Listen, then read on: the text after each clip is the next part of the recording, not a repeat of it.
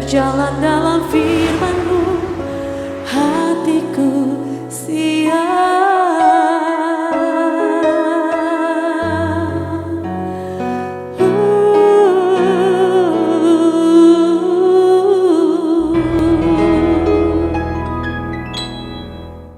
Shalom, God Lover yang dikasihi oleh Tuhan Yesus. Senang boleh kembali berjumpa dengan saudara dalam program Rise and God malam hari ini bersama Diaspora TV. Setelah melewati berbagai kesibukan sepanjang hari ini, mungkin ada situasi yang membuat jiwa Anda menjadi letih lesu dan berbeban berat. Apapun situasi yang sedang saudara hadapi, jangan pernah menyerah. Sebab Tuhan mengundang kita semua untuk mengalami kelegaan. Tuhan Yesus berkata, "Marilah kepadaku semua yang letih lesu dan berbeban berat. Aku akan memberi kelegaan kepadamu." Puji Tuhan, undangan yang luar biasa, janji Tuhan yang luar biasa. Mari kita imani, kita responi, mari kita datang kepada Dia. Dengan semua hal yang kita alami saat ini, dengan apa yang terjadi, mari kita datang kepada Dia, mari kita berserah kepada Dia, mari kita percayai Dia bahwa Dia sanggup mengubah kehidupan kita dan keadaan kita. Mari kita bersatu di dalam doa. Bapa di surga, kami bersyukur karena kami orang-orang yang sangat beruntung, orang-orang yang sangat diberkati.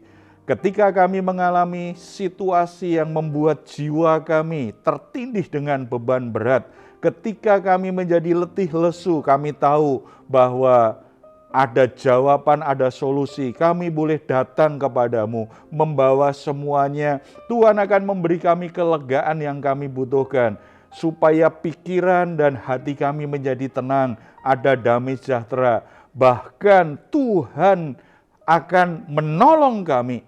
Tuhan akan lakukan perkara-perkara yang ajaib sehingga kami bisa mengatasi semua masalah-masalah yang sedang kami hadapi.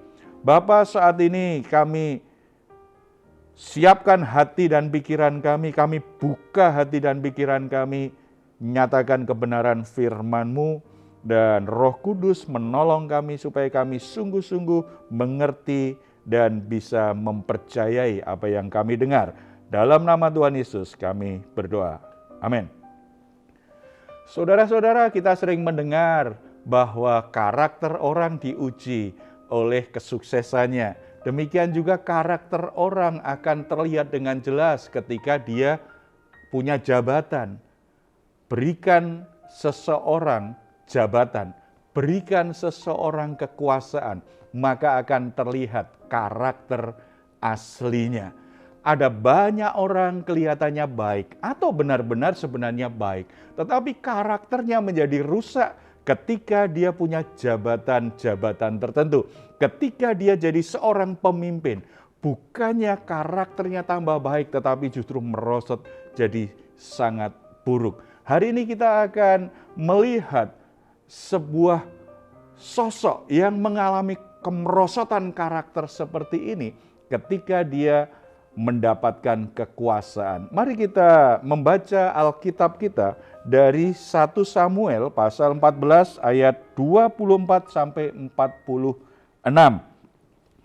Perikop ini memberi kita satu gambaran bagaimana Saul itu mengalami kemerosotan karakter yang luar biasa ketika dia memimpin bangsa Israel, ketika dia mendapatkan jabatan sebagai seorang raja.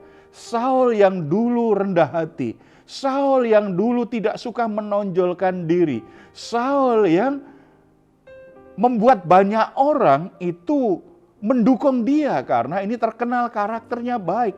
Akhirnya mengalami kemerosotan karakter yang luar biasa sejak dia menjadi raja. Dia bertindak semau-maunya sendiri, dia bertindak menurut keinginannya sendiri, dan dia begitu angkuh untuk mendengar nasihat hamba-hamba Tuhan yang mendampingi dia. Kalau kita baca ayat 24, ketika orang-orang Israel terdesak pada hari itu, Saul menyuruh rakyat mengucapkan kutuk, katanya, "Terkutuklah orang yang memakan sesuatu sebelum matahari terbenam dan sebelum aku membalas dendam terhadap musuhku. Sebab itu tidak ada seorang pun dari rakyat yang memakan sesuatu. Saudara perhatikan di sini, ketika Saul dalam keadaan terdesak, pasukannya dalam keadaan terdesak, kemudian Yonatan lakukan sesuatu yang luar biasa karena Tuhan menyertai dia. Saul justru menyuruh rakyatnya untuk mengucapkan kutuk. Bukan mengucapkan berkat tetapi mengucapkan kutuk. Ia memakai kekuasaannya untuk mempengaruhi orang-orang yang dipimpinnya bertindak sesuai dengan keinginannya. Dan motivasi yang ada di balik itu jelas sekali di ayat tadi ditunjukkan bahwa dia ingin membalas dendam. Sebagai raja mungkin dia merasa malu karena gagal. Sebagai raja merasa malu karena tidak seperti raja-raja yang lain. Sebagai raja mungkin dia merasa malu, harga dirinya menjadi tercampakkan karena kekuatan musuh lebih besar dari dia dan dia lihat banyak orang meninggalkan dia, banyak orang menjadi ketakutan. Hal-hal seperti itu mungkin berkecamuk di hati Saul. Perasaan malu itu menimbulkan kemarahan di hatinya, menimbulkan rasa sakit di hatinya, dan dia ingin membalas dendam. Saudara-saudara, ada banyak karakter para pemimpin menjadi rusak ketika fokusnya hanya pada masalah hatinya yang ingin balas dendam, hanya pada kemarahan dan sakit hatinya. Dia memimpin bukan atas pimpinan Tuhan, bukan mengharapkan tuntunan Tuhan, tetapi kepemimpinannya didorong oleh kemarahan, sakit hati, dan keinginan ingin membalas dendam. Saudara-saudara, ini sangat berbahaya sekali. Saul ingin balas dendam dan itu yang dia lakukan dengan berbagai macam cara. Dan yang kedua, Saul itu menunjukkan sikap yang impulsif, sikap untuk melakukan sesuatu tanpa memikirkan akibatnya, akibat kegalauan di hatinya. Saul ini menjadi orang yang sangat impulsif sekali. Dia galau dengan hatinya, dia ada ketakutan kalau dia tidak dihargai, dia ada kerisauan dengan kekalahannya, ada kemarahan dan keinginan balas dendam orang-orang yang kelihatannya lebih baik, lebih mampu dari dia. Dalam konflik batinnya, dia tidak hanya memerintahkan pasukannya melakukan sesuatu yang jahat, sesuatu yang buruk, tetapi dia menutup hatinya terhadap nasihat orang-orang yang dipakai Tuhan untuk menasihati dia. Ayat 36. Lagi kata Saul, marilah kita pada malam ini mengejar orang Filistin dan menjarai mereka sampai fajar menyingsing, dan janganlah kita biarkan hidup seorang pun dari mereka. Jawab mereka itu, perbuatlah apa yang kau pandang baik. Tetapi imam berkata, marilah kita dahulu tampil menghadap Allah di sini. Saudara-saudara, imam menasehati Saul, kita menghadap Tuhan dulu, cari kehendak Tuhan dulu, kita berdoa dulu, kita uji dulu. Apakah rencanamu itu seperti yang Tuhan inginkan? Apakah Tuhan inginkan kamu menyerang seperti yang kamu rencanakan? Bagi Saul itu sesuatu yang tidak menarik. Dia abaikan nasihat imam itu, dia hanya ingin melakukan apa yang dia ingin lakukan, supaya kegalauan, kerisauan hatinya itu akhirnya hilang. Dia ingin mengatasi ketakutannya, kemarahannya, kekhawatirannya, konflik-konflik di hatinya itu gimana caranya hilang. Dengan berbagai cara, terutama ingin menunjukkan bahwa dia sangat hebat, dia sangat luar biasa sebagai raja. Saudara-saudara, banyak pemimpin akhirnya melakukan sesuatu yang buruk karena hal ini. Puji Tuhan kalau hari ini Tuhan memberi kita kepercayaan dalam posisi tertentu. Kita jadi pemimpin, kita jadi orang yang punya pengaruh. Tuhan memberi kita kesempatan untuk memegang kekuasaan, tetapi kita harus jaga hati betul supaya kita tidak menjadi impulsif. Kita ingin menghalau kerisauan hati kita dengan cara-cara yang buruk, cara-cara yang jahat, cara-cara yang merugikan orang lain, cara-cara yang menentang pimpinan Tuhan, yang menentang perintah Tuhan, yang berlawanan dengan apa yang Tuhan mau. Jangan sampai itu terjadi. Kalau itu terjadi, sebenarnya kita sedang mensabotase anugerah Tuhan, kebaikan Tuhan, dan kesempatan baik untuk masa depan kita. Dari perikop ini, setidaknya kita bisa belajar dua hal. Yang pertama, kalau kita sebagai hamba Tuhan, Tuhan pilih kita dan panggil kita menjadi seorang imam, menjadi seorang hamba Tuhan.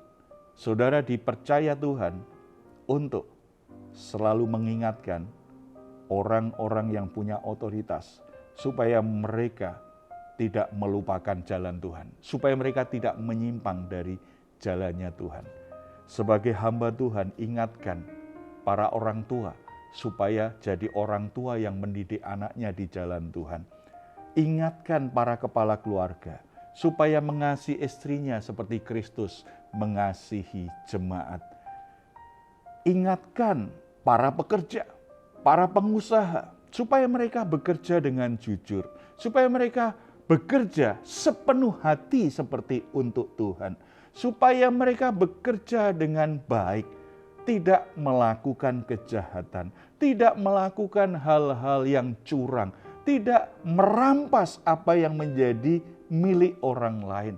Sebagai orang-orang yang diberi kekuasaan, orang-orang dalam status sosial yang lebih tinggi dari yang lain, ingatkan mereka supaya mereka tidak merampas hak orang miskin, supaya mereka tidak merampas hak orang-orang yang kekurangan, supaya mereka memakai kekuasaan, memakai semua hal yang Tuhan berikan kepada mereka, itu justru menolong orang-orang yang lemah. Demikian juga ingatkan para pejabat publik, para pejabat-pejabat pemerintah, kalau itu ada orang-orang, apalagi orang yang kita kenal, kita doakan mereka supaya mereka tidak menyalahgunakan jabatannya. Apa yang mereka kerjakan sepenuhnya itu menjadi kebaikan bagi masyarakat.